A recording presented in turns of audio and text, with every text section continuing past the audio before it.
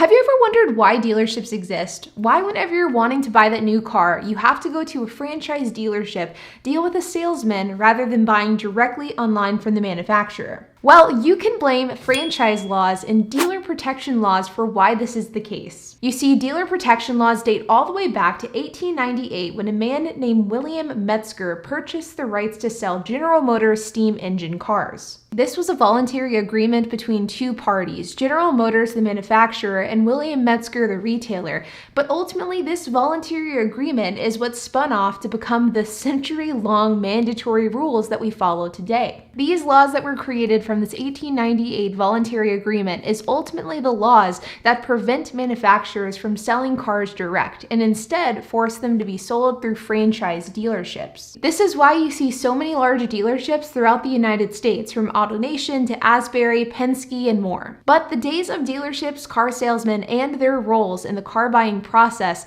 these days are rapidly changing. Last week, Ford CEO Jim Farley said on record that it's time to change the dealership model, and Ford is going to be looking more closely at direct online-only sales and go towards a non-negotiated price model. Now, Ford is definitely not the first car manufacturer to look at going direct only for sales. In fact, Tesla has been doing this for years, and they are almost single-handedly accredited with the fact that car dealerships and car manufacturers are looking to change the way that they do business. But aside from Tesla, electric vehicle manufacturers Lucid and Rivian also sell direct, and more mainstream vehicle manufacturers like Volvo, Volkswagen, Audi, as well as General Motors have also announced that they will be going direct for their EV sales as well. But then this, of course, begs the question of why are manufacturers looking to switch to a direct sales model? And more specifically, why are they doing this almost exclusively with their electric vehicles? What does this mean for the future of car dealerships and the future of car salesmen? And of course, and most importantly, what does this mean for you and the price that you can expect to pay the next time that you go to buy a new car? Electric vehicles are taking over, and it isn't a matter of if we'll begin to see a majority of cars on the road being electric, it is simply a matter of when.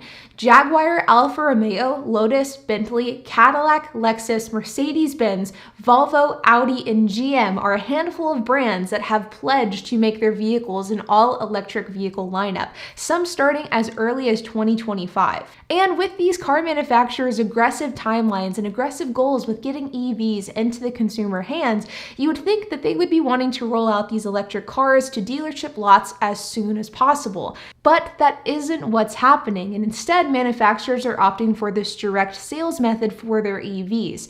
And the reason why can really come down to two things: education and consumer habits. Dealership staff and salesmen are very well trained with how to educate a consumer on a gas-powered vehicle, because car salesmen have been doing it forever, and to an extent, a consumer looking to buy a gas-powered car knows roughly what to expect. But electric vehicles are a different story. According to a survey, 52% of global car buyers are looking to buy an electric vehicle for their next car. And the vast majority of those buyers are first-time electric car buyers, which means they've never owned an EV before. And the reality is, being an EV owner is dramatically different than being a gas vehicle owner. And because of that, there are a lot of questions and concerns that come along with this transition. From range anxiety to battery questions to technology questions, the list goes on.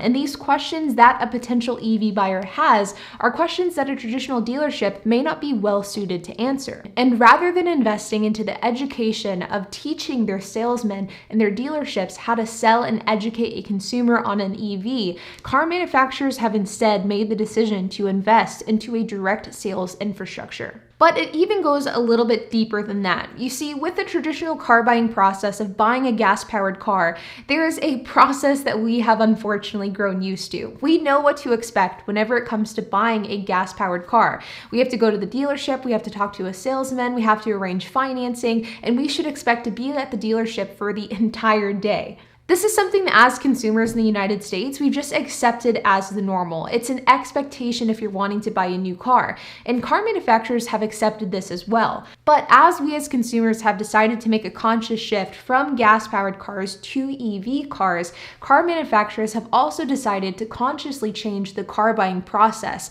It's much easier to take this new industry, which in this case is electric vehicles, and apply an entirely new sales model to that we will use going forward, rather than trying to go back and change the sales process for gas-powered cars, because we already are used to this process with gas cars, but we aren't quite used to any process yet with EV cars. So car manufacturers are establishing that process now with online direct sales. And there are a few reasons for this. Number one is a point I mentioned earlier, which is education. People don't exactly know what to expect whenever it comes to buying an electric car, and car manufacturers are making the effort to educate consumers online rather than relying on dealerships and car salesmen to do the educating for them. Number two is simply profitability. According to the Ford CEO, it costs about $2,000 more to sell a car through a dealership than it would to sell that same car direct. And number three is streamlining the process. By cutting out the haggling and negotiating, by cutting out the middleman, the entire car buying process can be more pleasant, more streamlined, and of course more efficient. But then this of course begs the important question of what's going to happen to the traditional car dealership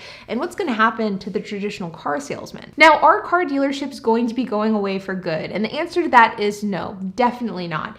But I do think that the way in which car dealerships function and the role of the salesman will dramatically change. Car dealerships perform an important function for car manufacturers, but interestingly enough, that important function isn't car sales, it's car service. In fact, according to the National Automobile Dealers Association, 44% of a dealership's gross profit comes from its service department. And this aspect of the business is where dealerships are incredibly valuable to an auto manufacturer. Because theoretically, even if car manufacturers could sell 100% of their cars online, they would still need somebody to complete warranty work, to do maintenance and repairs, and to conduct recall remedies. And this is where, according to the Ford CEO, dealerships will end up having a more critical role in the future. While manufacturers make the shift to selling direct, dealers may have to transition to being a reselling focused industry to being a service-based industry. The salesman as we know it today may die, and it probably will end up being replaced by a service writer. And then this leads us to the final question of this video, which is, will direct sales make cars more affordable to the average consumer? And the answer to that question is, unfortunately, probably not. Problem is, as much as all of us hate dealerships, there is a big benefit to working with a dealership, and one of those key benefits is inventory. With this new way that car manufacturers are selling cars, whether EV or not, the days of being able to walk into a dealership, choose the car that you want to buy, and then drive off with that car in that same day,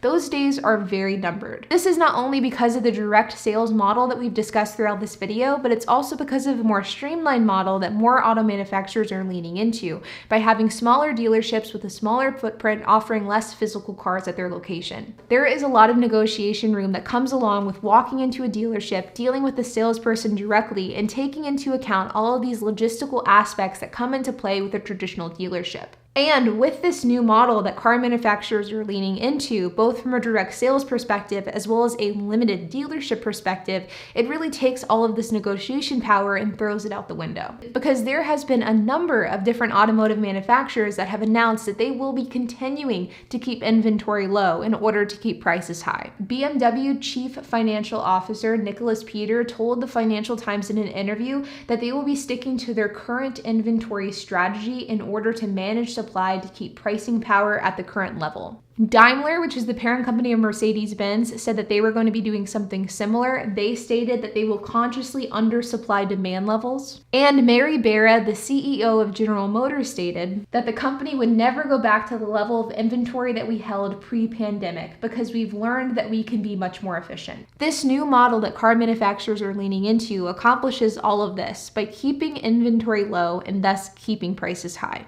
I personally believe, based off of my research, what I've seen in interviews with both the Ford CEO as well as the GM CEO and a number of other manufacturers, that dealerships will never go away, but their role in the car buying process will change, and they'll shift from being a sales-focused entity to being a service-focused entity. And with this shift, the car salesman may change along with that, going from a car salesman, which is what we see today, to being more of a service writer role, which is what it could be in the future. Of course, though, this change is completely up in the air because the franchise industry is powerful and so is the dealership industry. And unless car manufacturers can find a way to really sweeten the pot for car dealerships, you can bet that they will not go down without a fight. And it's a fight that I'm looking forward to witnessing.